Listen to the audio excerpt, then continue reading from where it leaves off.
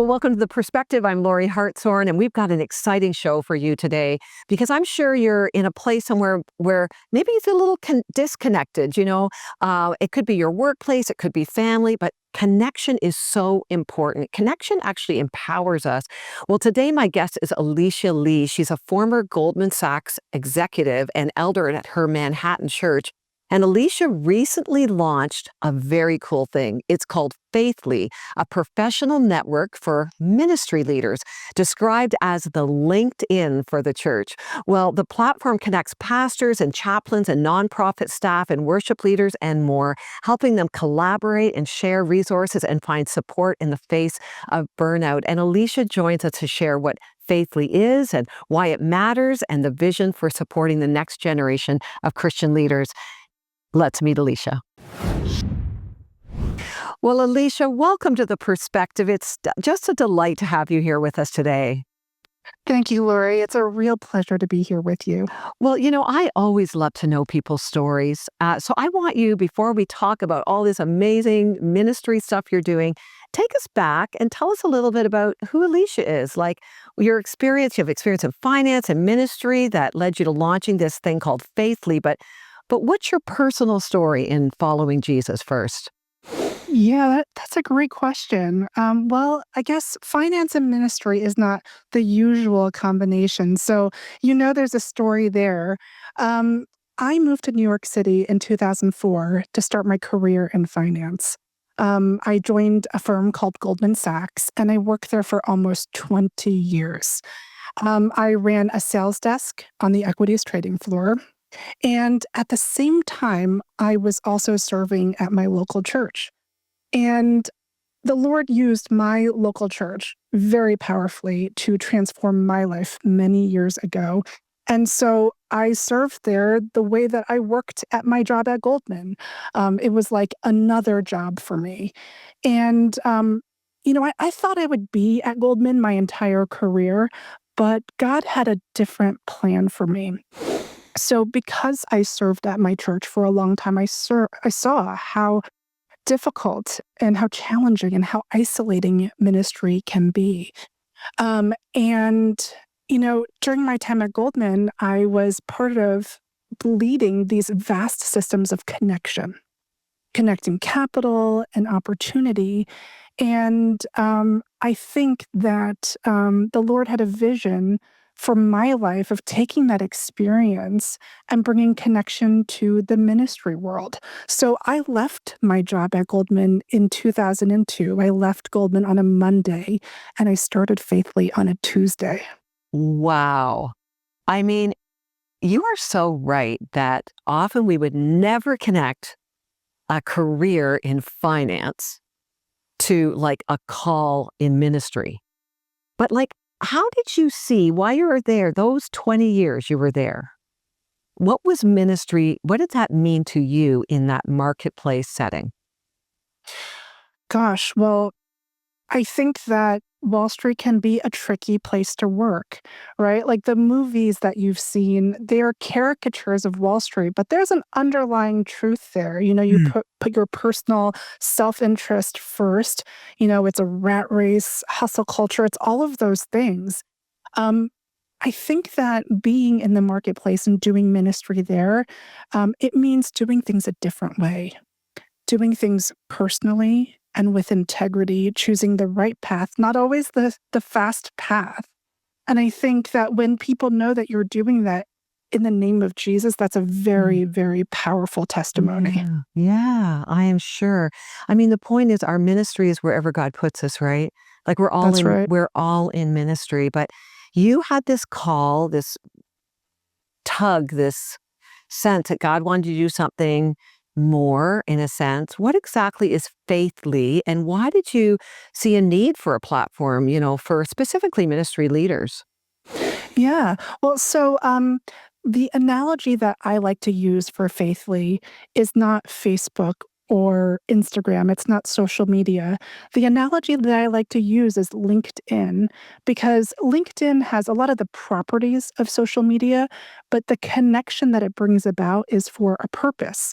In LinkedIn's case, it's really connection amongst corporate professionals. Now, when I joined Goldman in 2004, LinkedIn had not taken off yet. And I still remember working with some senior partners at the firm who had these Rolodexes that you could spin on their desks. They had contact cards for economists and traders and lawyers. Well, fast forward 20 years, and LinkedIn blew up to not only be everyone's digital Rolodex, but also their resume. And it had this sort of incredible power of amplifying connection. It became the de facto job board for corporate America. Now, whenever a platform like that goes big and it goes wide, it's very powerful for a lot of people, but it also leaves a lot of people behind. So there are these niches, these niche groups of people that LinkedIn just never served. And so over the past 10 years, we've seen platforms rise up that became LinkedIn for specific groups of people. For example, for doctors or for lawyers or for teachers, even for startup founders. There's a version of LinkedIn that is just for startup founders. Well, there's nothing for ministry. Nothing like this exists, yet it is so desperately needed. And that is the gap that we're looking to fill with Faithfully. That is very interesting. I mean, I've used LinkedIn.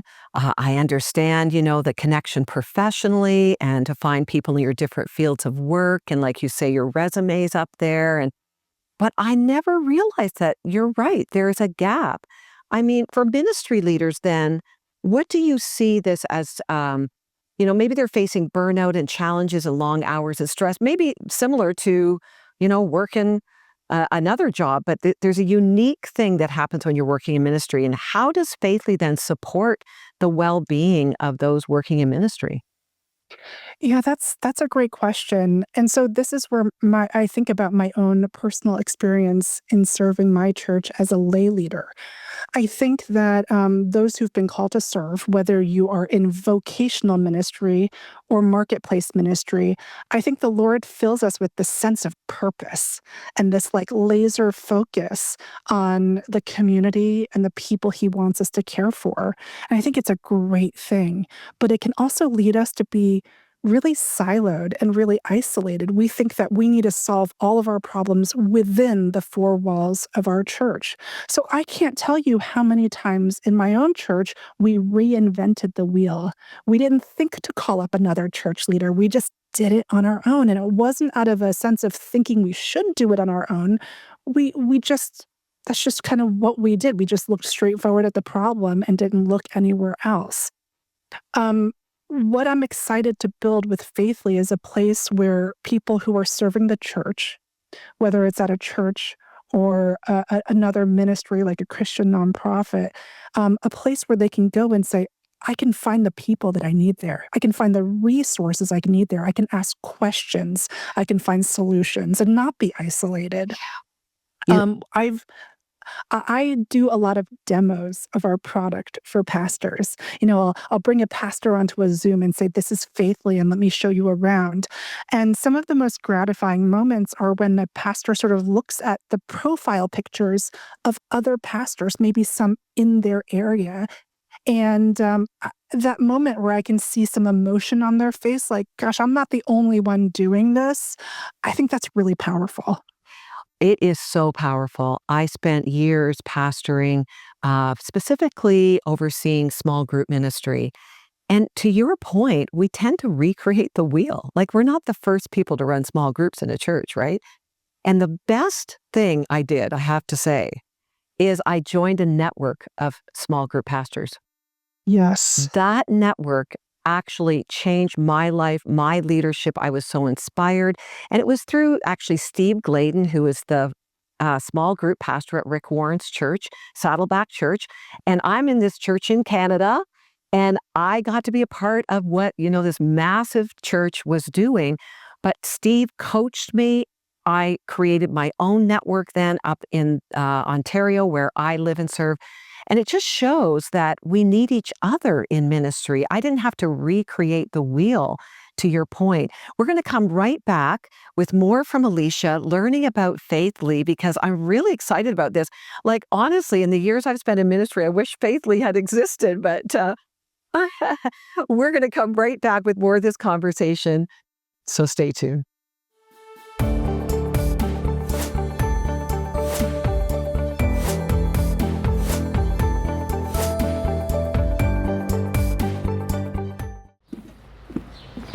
Hey, welcome to The Perspective. Mike Sherbino here. We're glad you're with us. It's all right here. Watch when you want, where you want. Well, welcome to The Perspective. I'm Lorie. Real stories, honest questions, a fresh perspective, right where you are. Today, take time to relish in The Perspective. Follow, like, share. You're part of the mission. Well, welcome back. I'm with Alicia Lee, and we're talking about Faithly, this new LinkedIn for the church resource. I just love what you just said about we don't have to recreate the wheel. And so much about learning and serving in leadership fundamentally is learning from each other. What have you seen happening since you launched Faithly? I guess it was launched at the Sing conference in Nashville. What have you seen since it was launched? So Lorie, like you said, we were in Nashville about 3 weeks ago where we formally launched Faithly and we released our mobile app for the first time. Oh my goodness. This is brand new out the door, right? That's right. Yeah. So we've been very quietly building on what's called a web app, where you have to go onto your Chrome or your Safari browser and type in faithly.co to access our platform. And something we heard from our members was, I need this in my hands. I need it on my phone. And so we spent the last year building our mobile app. We released it at the Sing conference, and it has been transformational for us. We have about 4,000 ministry leaders currently on our platform.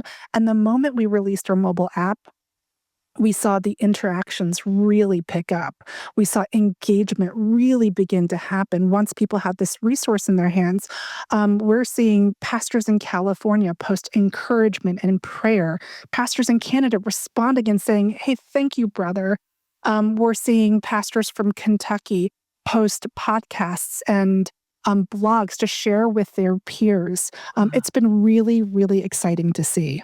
That is amazing. I mean, nothing is launched out the door without a lot of work, right? Can you just give us a glimpse of how do you build something like this? Is this from your business background?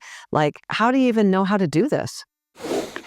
Well, I think that the Lord wastes nothing. And That's right.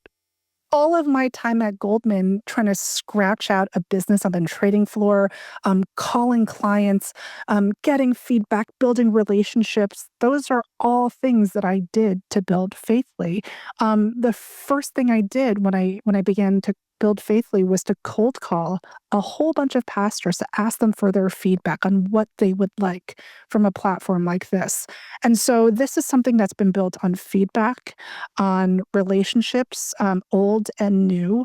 And I think that's the only way to build, is on a foundation like that. And from there, friends have told friends. We have reached out to networks. We've visited conferences, and we're ready to welcome more people onto the Faithly platform. That is amazing. And you're so right. God does not waste anything. As you look ahead, what's your vision for Faithly and its impact on the next generation of ministry leaders? Not that any of us are too old or, done yet to use it, but what's your vision for the next generation? Well, so our vision is one of unity and of connection that's across denominations, across faith traditions, across geographies, and certainly across generations. There's a generational shift happening in every corner of industry, and ministry is no exception. We know many, many pastors who are in their 50s, 60s, and even 70s who have so much experience and so much wisdom to share. And we know a lot of pastors who are in their 20s and 30s who are in desperate need of that experience and that wisdom. We recently had an incredible leader on our podcast, Bishop Dale Brunner, who's from the Atlanta area. And he said that leadership is not a sprint, that it's a relay race, Yeah. that the baton must be passed, that at some point, not today, but at some point, we must decrease and the next generation must increase. And I would love for Faithly to be a part of that. Oh boy, you just hit on something so critical. And I think for those of us, if I can speak from the other, side of ministry, having served for many years in different ministries, my biggest joy truly is passing the baton. But sometimes it's hard to know how to pass the baton or who to pass the baton to. And the younger generation wants to be mentored. And even us, can I say older generation, we want to mentor and connect and encourage, but sometimes we just don't know how to do that. And I'm just personally getting excited about Faithly because this could be a great resource to hop onto and make those connections. And do you see that as a real vision, like to see mentorship and, pouring into each other's lives as an impact from this tool?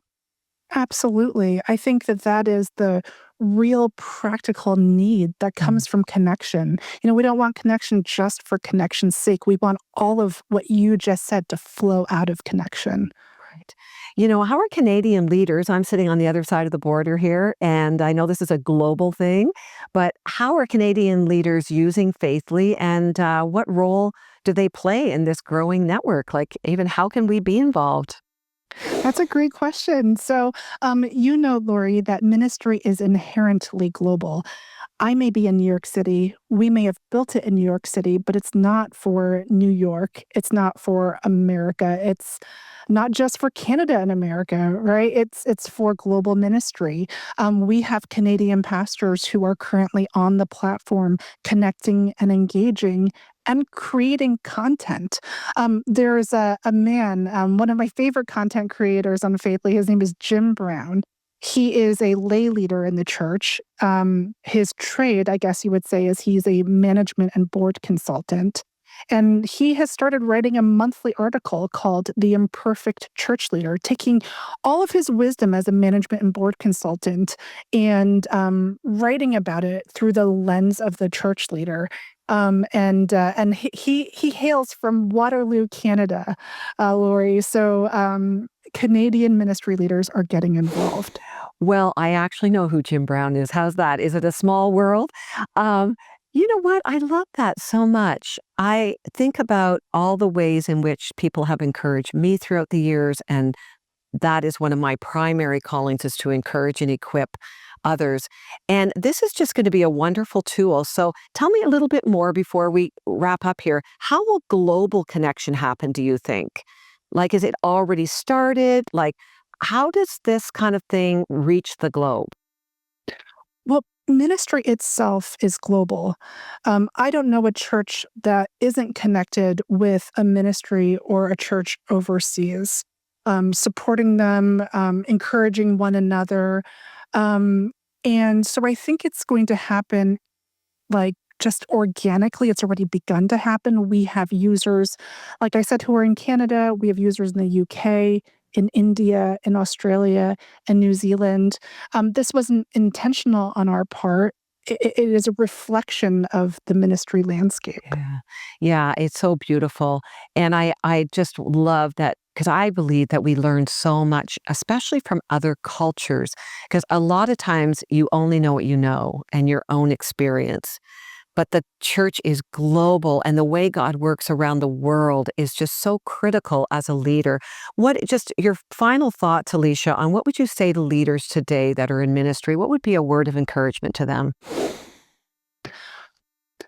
Gosh, this is a hard one for me, Lorie, because as I've built Faithfully, the Lord has just filled me with love and empathy for ministry leaders. And I feel like there's so much that I want to say, so much that I want to share.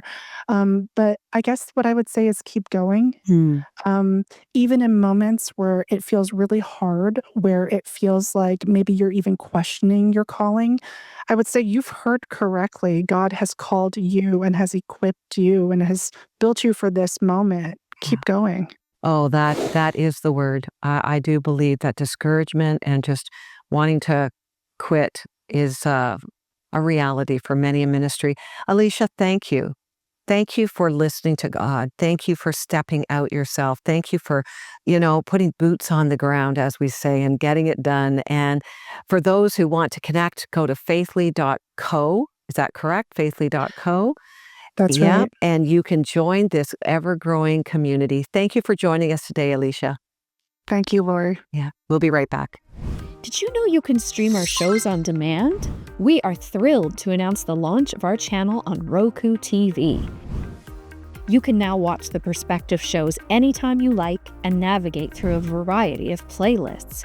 How to find us? Simply search for the Perspective channel, find our logo screen, and save it under your channels of choice on your Roku selection menu. Don't miss out. New feature shows will be updated weekly. We're glad you're with us today on The Perspective. I want you to think about the word declaration. When people make a declaration, it's saying, hey, this is what I believe in, this is what I stand for, this is what I think is important.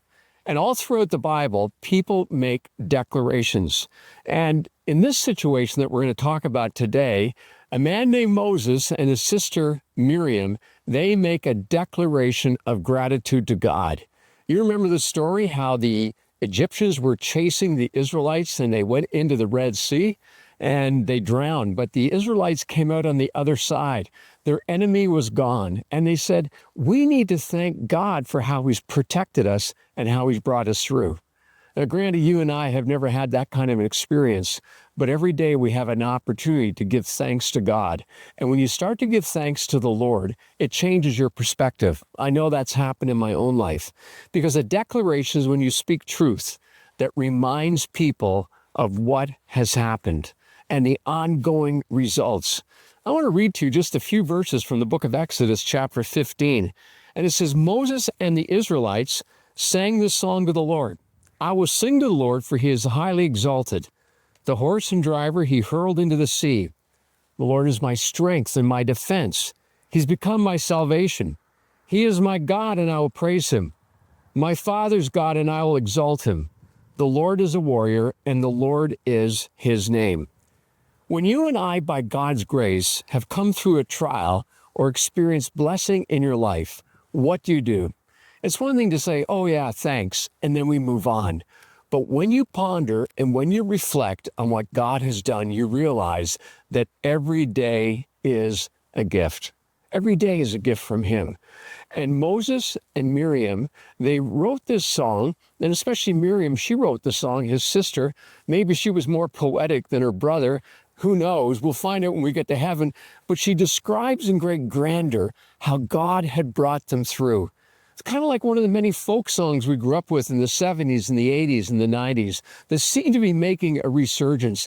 They tell a story. And this psalm is all about telling the story of how God was faithful. Have you ever thought about telling the stories of God's faithfulness to your family and friends? You know, those unexplainable moments when somehow things just changed. And don't always think it's good luck or bad luck.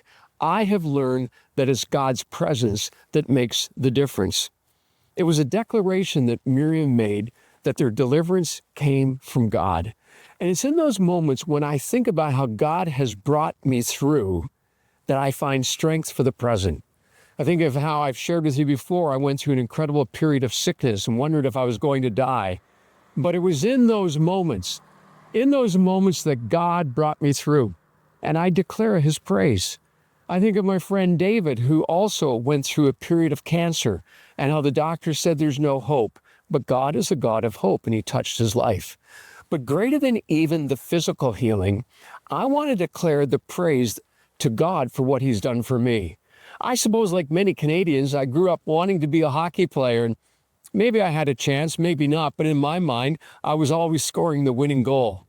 But God did something far greater than that. He invaded my life. He gave me a sense of his peace and presence when I trusted him as my Savior and Lord. And that changed the trajectory of my life. I look back and man, I was sinking. I was drowning and I needed hope. And there was only one person who gave me hope, and that was the Lord Jesus Christ. I remember coming to that day when I said in my own journey, being very religious and yet being very empty, Jesus, if you are who you say you are, I need you. I desperately need you. Fast forward a couple years and I'd graduated from high school and I met one of my fellow players from our football team. And when I told him that I was studying the Bible and going to school to be a pastor and shared with him what Jesus had met in my life, he said, my goodness, he said, I would do anything to have what you have. And that's why we do the perspective, to share with you the blessings, the presence of knowing God in our life, that we don't have to do life alone, that he is more than enough. And we declare that to all people, that they will know that Jesus is the way, the truth, and the life. So I remember a time in my life when I was a teenager when I just felt so filled with hopelessness and brokenness. I had no one that I felt was a real friend and nowhere that I felt that I could turn. And at a desperate time in my life, as I was going through some of the court systems for some of the things I had gotten involved in, I stole a car and it ran away from home. Or my idea was to get across the country and get a job in British Columbia and go and see the world on a boat. And I didn't get very far, but in the back of that car was a book that introduced me to Jesus, and my life was radically transformed in that very moment as I understood that Jesus died on the cross for me, and that was when hope entered my life.